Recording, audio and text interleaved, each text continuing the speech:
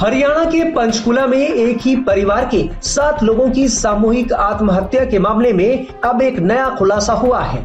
बताया जा रहा है कि पुलिस को मृतकों की कार से एक नहीं बल्कि 2 सुसाइड नोट बरामद हुए हैं, जिससे दर्दनाक कहानी में नया मोड़ आ गया है।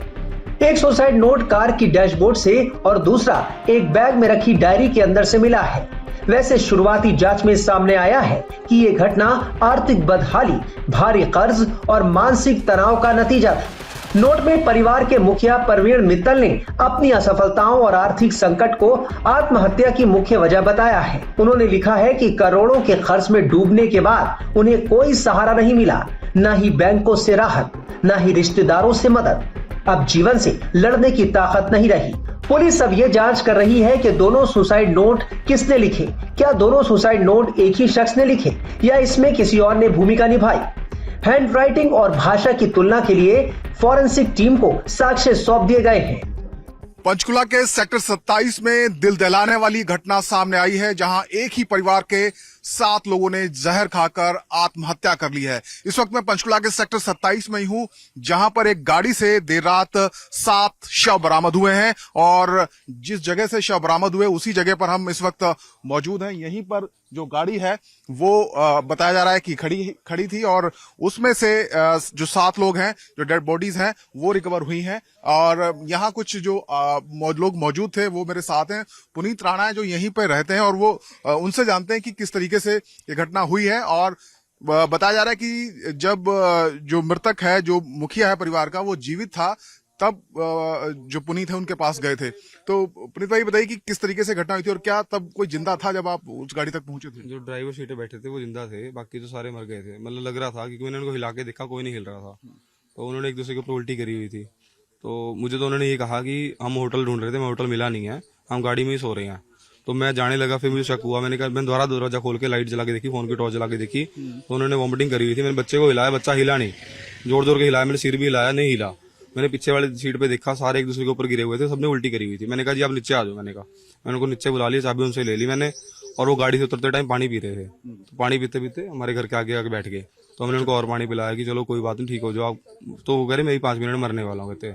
हमने सबने जहर खा लिया, मैंने भी खा लिया कहते। तो आपने ये नहीं पूछा कि क्यों खाया, ऐसा कदम क्यों? कह रहे भी हमारा बैंक का कर्जा है बहुत ज्यादा कहते, कि हमने इस करके सुसाइड कर लिया। कह रहे हमारे रिलेटिव बहुत अमीर है कहते, और भी किसी ने हमारी मदद नहीं करी है, इसलिए मर रहे हैं सारे। तो क्या ये कहीं बाहर से आए थे, बताया जा रहा है कि देहरादून के थे, या यहीं कहीं रहते थे, क्या पता? उन्होंने उत्तराखंड नंबर गाड़ी थी, बाकी ये नहीं पता कहाँ से थे कहाँ से नहीं।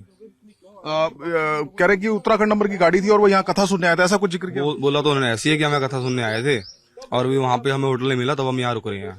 तो क्या लग रहा था, उन्होंने कुछ खाया था या कुछ किस तरीके से जहर कंज्यूम किया था, कहाँ किया था, कुछ बताया उन्होंने? नहीं, वो उन्होंने बताया कि हमने जहर खाया, बस उन्होंने यही बताया कि हमने खा लिया है। गाड़ी के शीशे तौलिए से कवर किए हुए थे? तौलिए से कवर कर रखे थे उन्होंने, तभी हमें शक हुआ है कि उन्होंने तौलिए से कवर क्यों करे, यहाँ गाड़ी हमारे घर के पास गाड़ी क्यों खड़ी है। मैंने तो नहीं कह दिया, मैं कहा से गाड़ी आप हटा लो, मार्केट में लगा लो। तो वो कहते कि ठीक है। फिर मेरे को जब शक हुआ, मैंने कहा रुक जाओ भैया 1 मिनट, मैंने को रोक लिया। तो रुकने के बाद मैंने चाबी मांग ली उनसे, मैंने कहा चाबी दे दो आप, कि मुझे भाग ना जाए कहीं। तो उन्होंने कहा कि मैं ही मरने वाला हूँ कहते हैं। जो गाड़ी कौन चला रहा था, जो मृतक? ड्राइवर सीट पे, वहाँ जो जिंदा था वही था ड्राइवर सीट पे, मेन तो वही था जी, आदमी तो वही था। आप बता सकते हैं कहाँ पे एग्जैक्टली गाड़ी खड़ी थी? देखिए स्पॉट में दिखाता हूँ आपको, जहां पर गाड़ी खड़ी थी, ये बिल्कुल ये वही लोकेशन है जहां पर औरा गाड़ी तस्वीरों में हम देख रहे हैं। यहीं पर गाड़ी खड़ी हुई थी, पार्क की हुई थी, और यहाँ पर बताया जा रहा है कि जो गाड़ी थी उसके जो शीशे हैं वो टॉवल से कवर किए हुए थे ताकि कोई बाहर से देख ना सके। और जो आई विटनेस यहाँ है, जो लोग यहाँ पर मौजूद हैं, उन्होंने बताया कि उनमें से एक शख्स उस वक्त जीवित था और उसने बताया कि उन्होंने जहर खा लिया है क्योंकि कर्ज बहुत ज्यादा उनके ऊपर था और कोई मदद के लिए सामने नहीं आया। फिलहाल सभी के जो शव हैं वो मोर्चरी में रखवा दिए गए हैं और पूरे मामले की तहकीकात की जा रही है।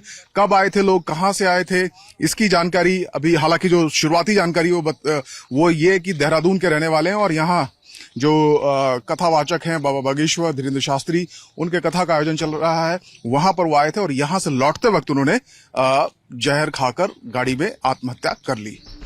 आत्महत्या करने वाला मित्तल परिवार पंचकुला के सकेतड़ी गांव में किराए के मकान में रह रहा था।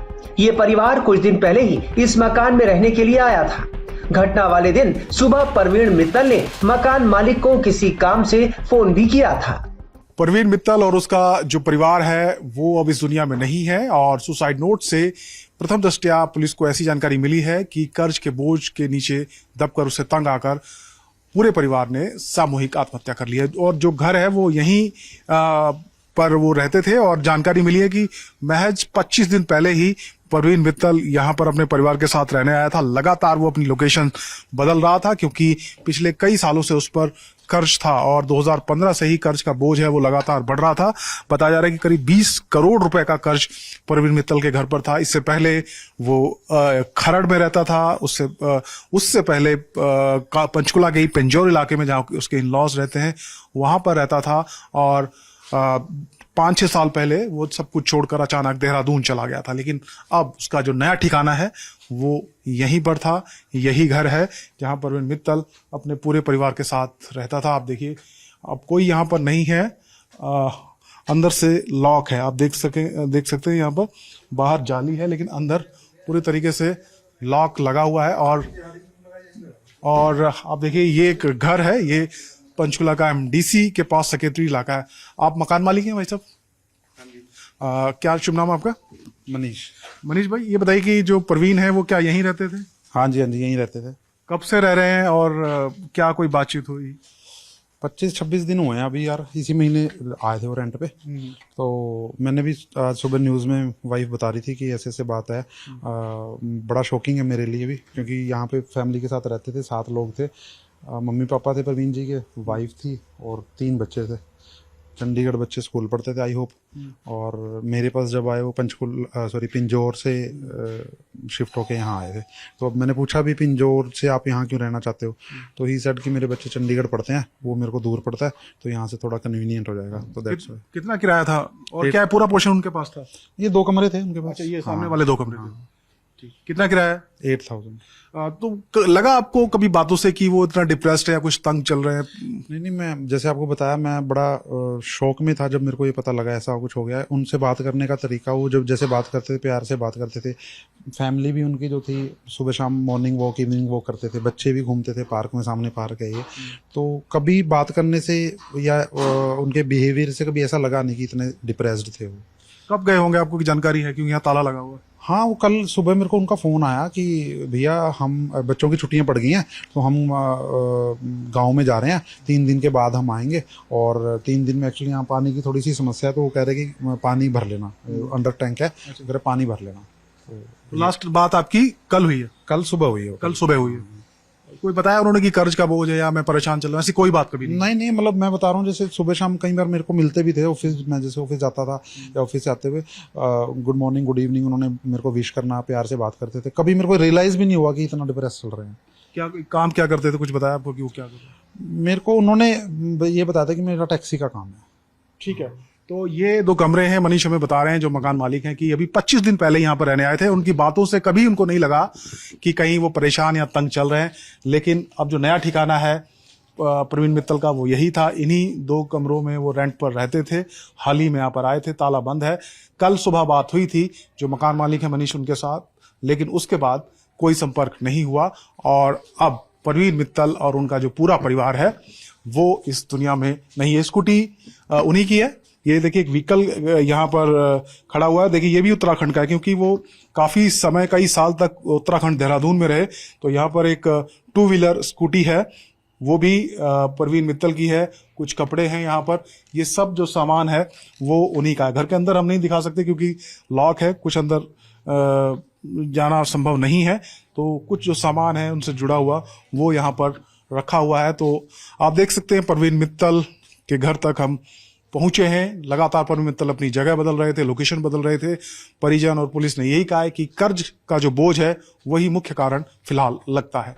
वहीं इस पूरे मामले पर मित्तल परिवार की पड़ोसी रही महिला का कहना है कि मित्तल परिवार के लोग स्वभाव में बहुत अच्छे थे और परवीन मित्तल की पत्नी बहुत हिम्मती और जिंदा दिल महिला थी। यकीन नहीं हो रहा कि पूरे परिवार ने ये कदम उठा लिया। हम इस समय देहरादून में हैं और देहरादून में उसी घर में हैं जहां वो कभी 2022 तक रहा करते थे। उनका परिवार कैसा था, उनके पड़ोसी हमारे साथ मौजूद हैं। उन्होंने आज अखबारों में खबर पढ़ी जिसके बाद उनका क्या कहना है। क्या कहना है, आप कैसे जानती थी उन लोगों को? हमारे पड़ोस में रहते थे, बहुत अच्छे थे, अपने काम में व्यस्त, वो भी रहते थे, हम भी रहते थे। बस बाहर जाते हुए राम राम हो जाती थी। फिर जब वो यहाँ से गए तो मुझे बहुत दुख लगा, क्यों गए वो यहाँ से खाली करके। तो मैंने कहा आपने खाली क्यों करा घर के, किराया बढ़ा रहे थे मकान मालिक। तो मेरे को ये बहुत दुख लगा। मैं कहा क्या था, अगर रह रहे तो रह रहे थे। अब वहाँ फिर कितने मिले मैंने ये नहीं पूछा, बस 3 साल वहाँ रहे, फिर खाली करके चले गए। किस तरह का फिर परिवार था? लगता था कि इस तरह की घटना को अंजाम देंगे? नहीं, ये उम्मीद नहीं थी। वो तो बहुत हिम्मत वाली रहती थी, सास की सेवा करी, ससुर की सेवा करी, सारा काम करी।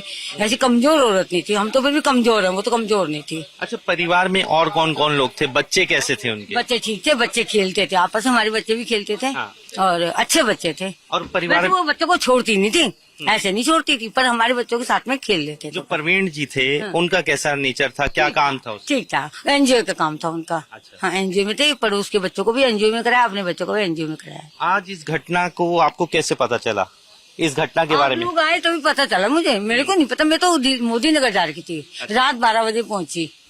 अभी मैं घर में नहीं। तब तक उनसे बात होती थी आपकी फोन में? मेरी तो 1.5 साल से बात नहीं हुई, क्यों वो फोन ही नहीं उठाती थी। तो मैं समझती थी कोई प्रॉब्लम है। चंडीगढ़ तो वैसे ही महंगा है, दिक्कत हो रही होगी, क्या पता, यही लगा मुझे। कभी और कोई और घटना उन्होंने कभी शेयर की? और कोई बात नहीं करे। वो तो हिम्मत देती थी, वो तो बहुत ज्ञान वाली लेडी थी, अच्छी थी, वो खुद हिम्मत वाली थी, वो हमें भी हिम्मत देती थी। देखिए, कभी बताई नहीं कमजोरी। परिवार के लोगों के बारे में हमने जानने की कोशिश की। इसी घर में वो रहा करते थे। पड़ोसी बेहद ज्यादा परेशान हैं कि आखिर इतने हिम्मत वाली जो उनकी मिसेस थी, वो बहुत हिम्मत वाली थी।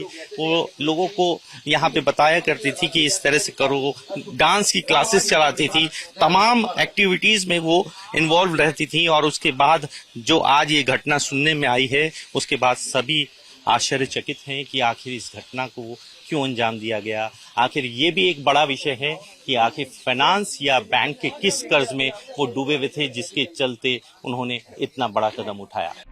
पंचकुला के सेक्टर 27 में 26 मई की देर रात एक कार में 6 लोगों के शव मिले थे, जबकि 7वें सदस्य की अस्पताल ले जाते वक्त मौत हो गई थी। मृतकों में 42 साल के व्यवसायी प्रवीण मित्तल, उनकी पत्नी रीना, माता पिता देशराज और विमला और 3 बच्चे, बेटा हार्दिक और जुड़वा बेटी दलीशा और ध्रुवी शामिल हैं। फिलहाल पुलिस हर एंगल से इस मामले की जांच कर रही है और मित्तल परिवार के परिजनों से भी पूछताछ जारी है।